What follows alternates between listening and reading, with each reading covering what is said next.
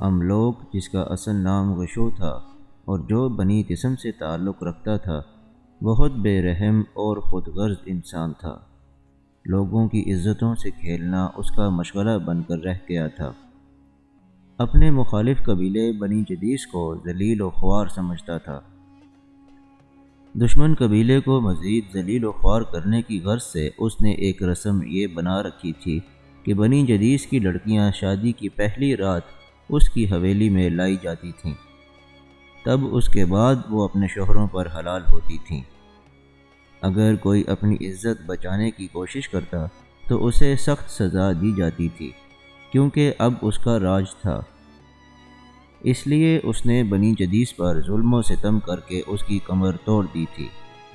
اس قوم میں اب کوئی ایسا نہ تھا جو اس کے ظلم کے آگے سر اٹھاتا۔ ان دونوں قبیلوں کی جنگ بہت دنوں سے چل رہی تھی۔ کبھی بنی جدیس ان پر غالب آ جاتے تو کبھی انہیں شکست کا منہ دیکھنا پڑتا۔ آج پھر بنی جدیس کی بیٹی افیرہ اس کے سامنے سہمی ہوئی پڑی تھی اور املوک زور زور سے کہکہا لگا رہا تھا۔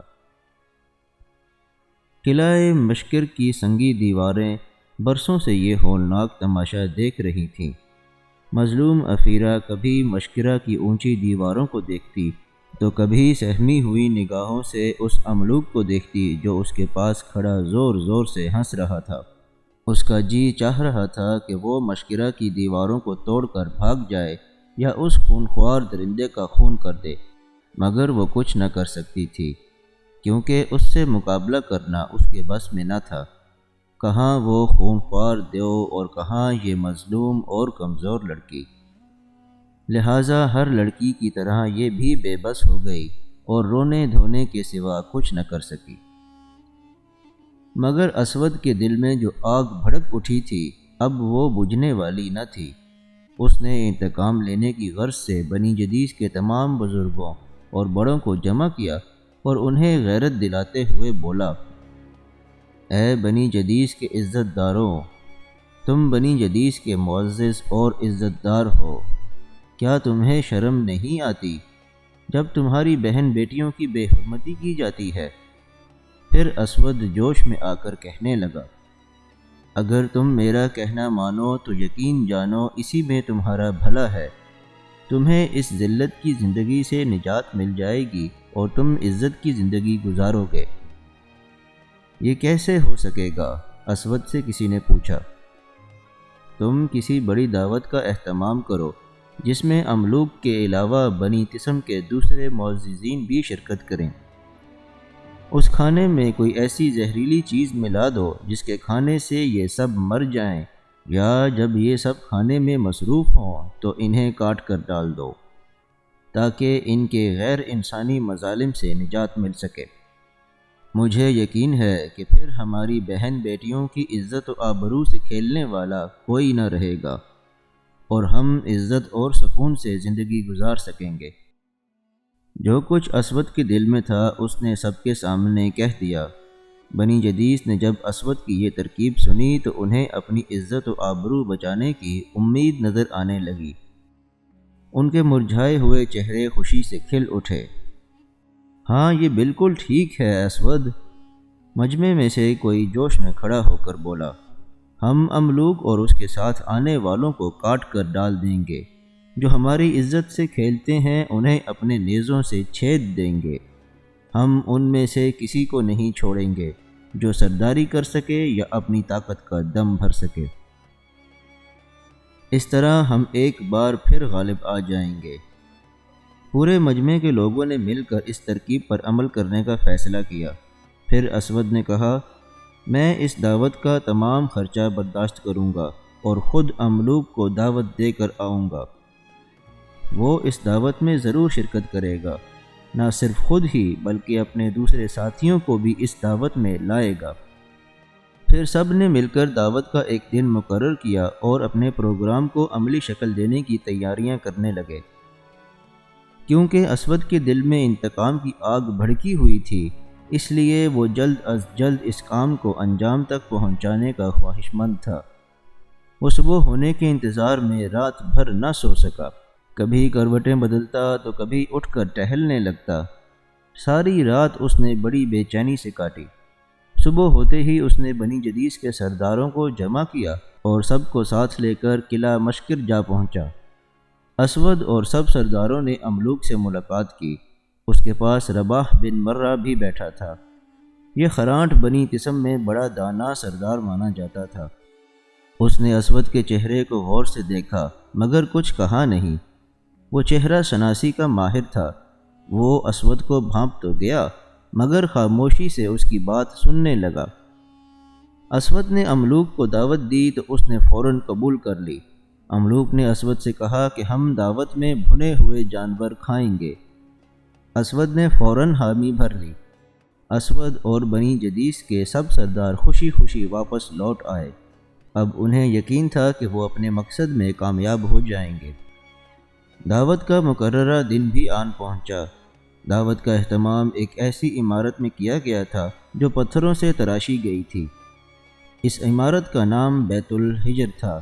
اس عمارت کی بناوٹ کچھ یوں تھی کہ نیچے سے چوکور اور اس کی بلندی 80 ہاتھ تھی۔ جدیس کبھی خود بھی اس عمارت میں رہا کرتا تھا۔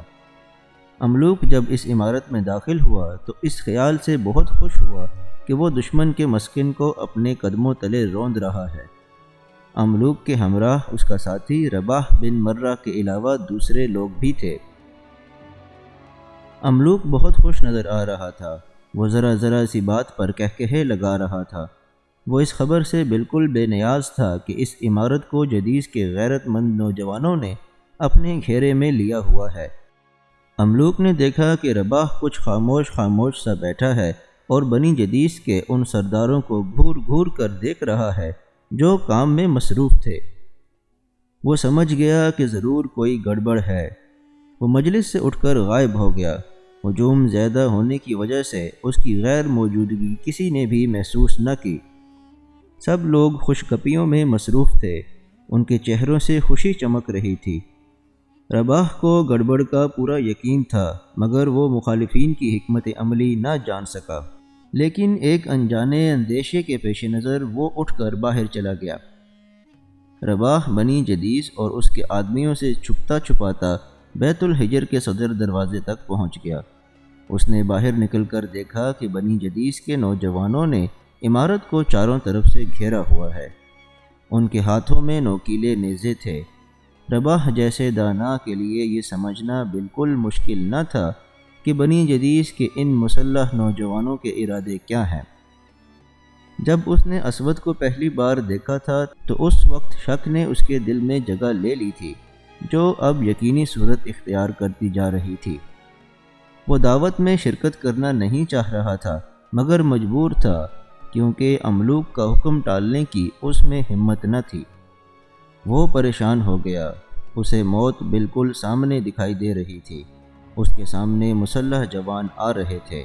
اس نے سوچا کہ وہ جلد از جلد جا کر املوک کو ان کی سازش کے بارے میں بتائے تاکہ وہ ان کے حملے سے بچ سکیں، مگر وہ کچھ نہ کر سکا کیونکہ حملہ آور حملہ کر چکے تھے، لہٰذا مجبوراً اسے ایک جگہ چھپنا پڑا۔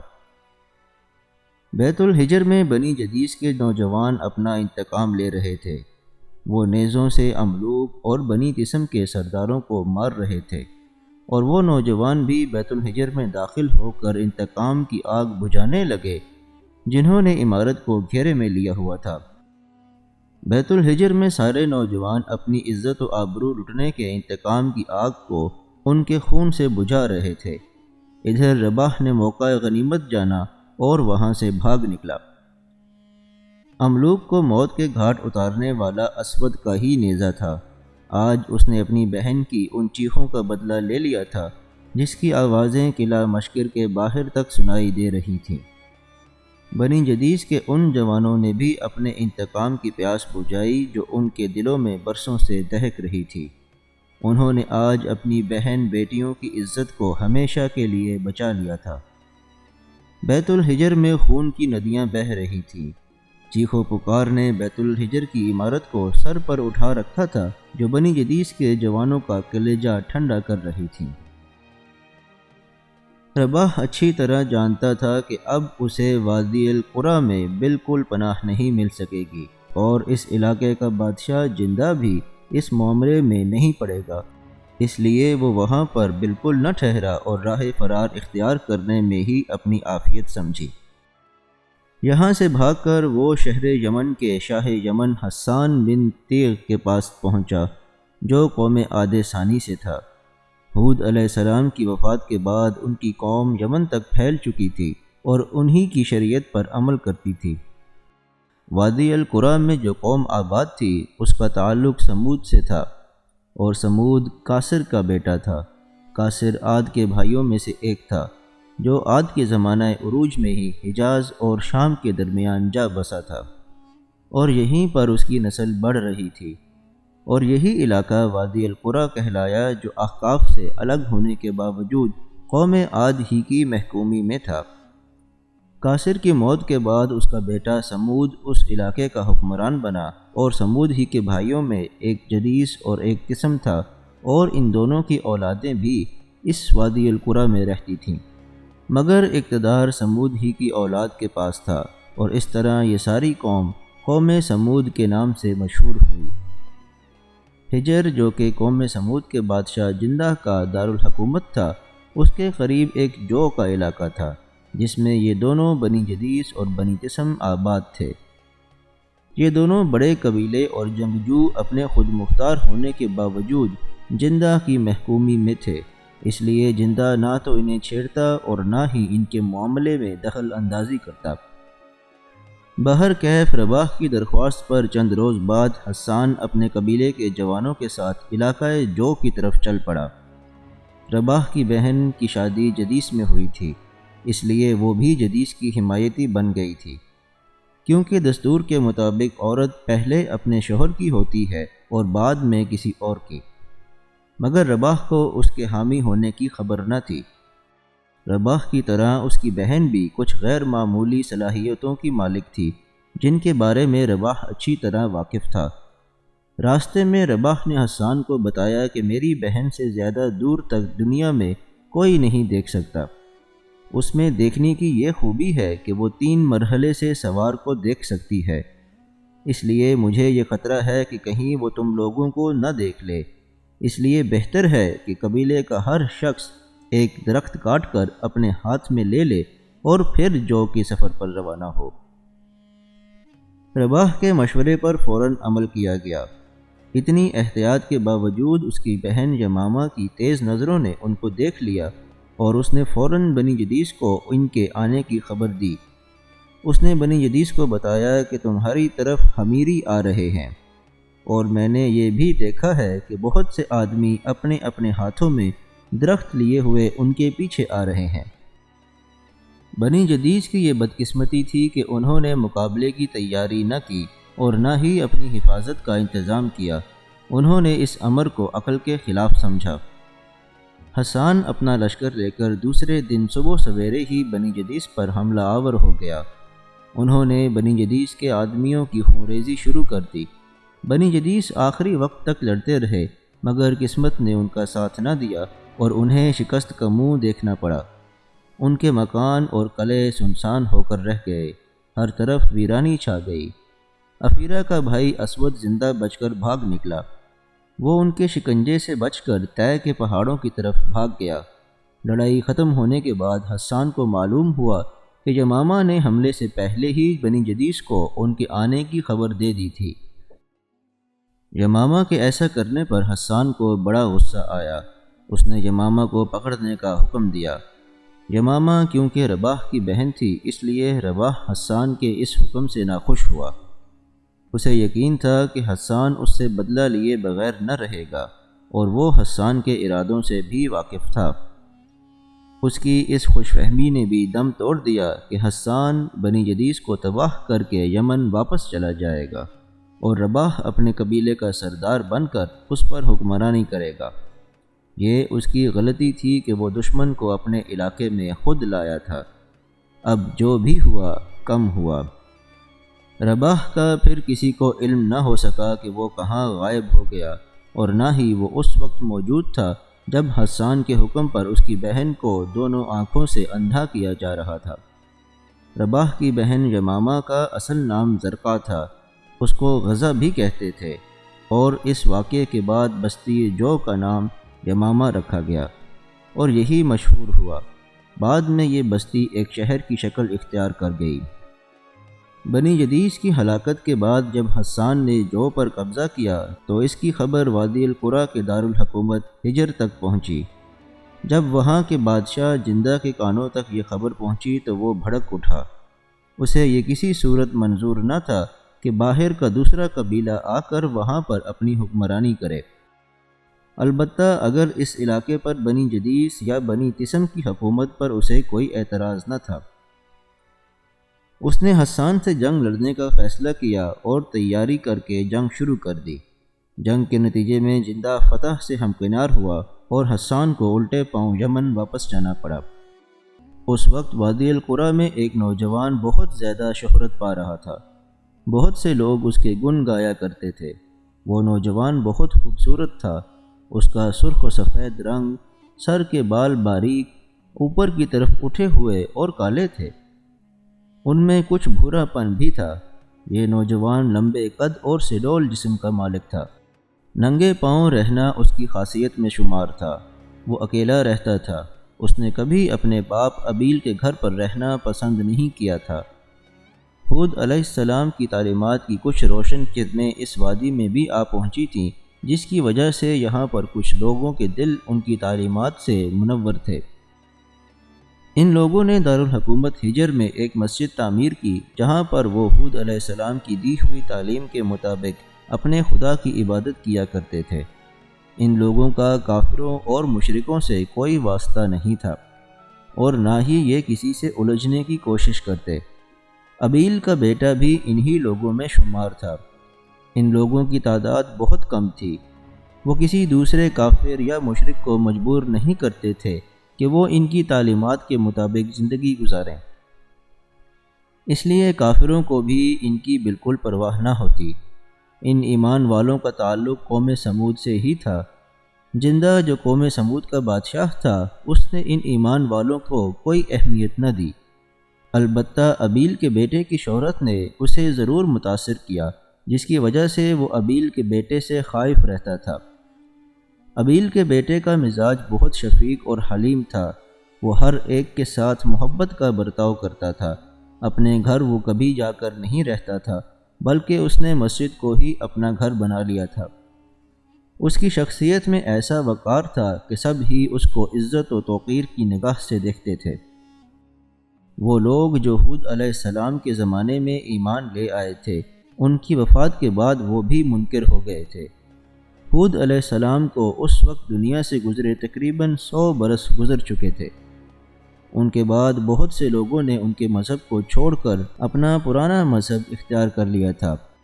یہی وجہ تھی کہ اب ایمان والوں کی تعداد بالکل کم ہو کر رہ گئی تھی۔ ان سے پہلے خدا کی طرف سے آنے والے نبیوں کی تعلیم کو بھی فراموش کیا جا چکا تھا۔ یہ پوری قوم بتوں کی پوجا کرتی تھی۔ اپنی طاقت، دولت اور حکومت پر انہیں گھمنڈ تھا اور اپنے ہاتھوں سے تراشے ہوئے پتھروں کے بتوں کو انہوں نے خدا کا نام دیا ہوا تھا۔ ان بتوں کے نام خر، زمریر تھے۔ بڑے بڑے ہیکلوں میں ان کی پوجا کی جاتی تھی۔ یہ قوم بھی قوم عاد کی طرح بدعمالیوں میں مبتلا تھی۔ قوم عاد نے خدا کی ہستی اور وجود کو بالکل فراموش کر دیا تھا۔ ان حالات میں اللہ تعالیٰ نے ان میں سے ابیل کے بیٹے صالح علیہ السلام کو ہدایت کے لیے منتخب کیا اور اس طرح صالح علیہ السلام کو پیغمبری کا شرف حاصل ہوا۔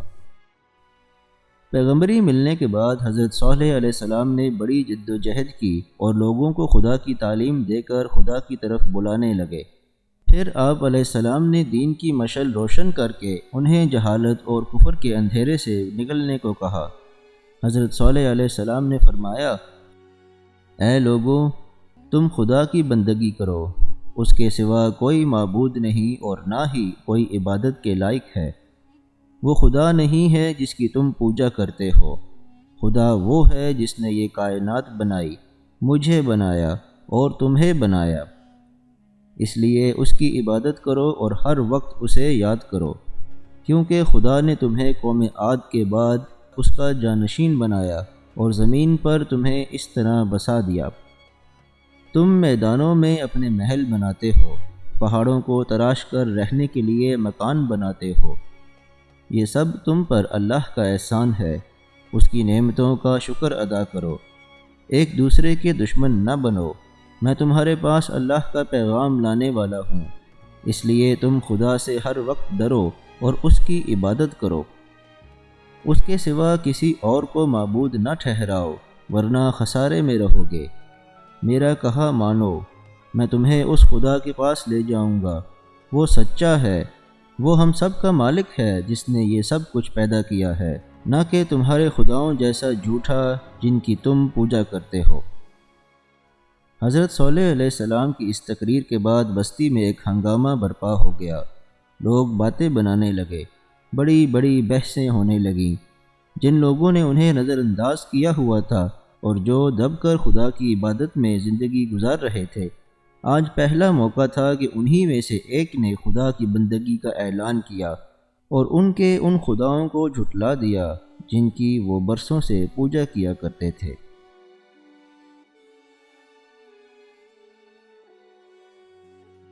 اگر آپ کو ویڈیو پسند آئی ہو تو اس کو لائک اور شیئر کیجیے، چینل کو سبسکرائب کر لیجیے اور بیل آئیکن کو بھی پریس کر دیجیے تاکہ آئندہ آنے والی تمام ویڈیوز آپ کو باقاعدگی سے ملتی رہے۔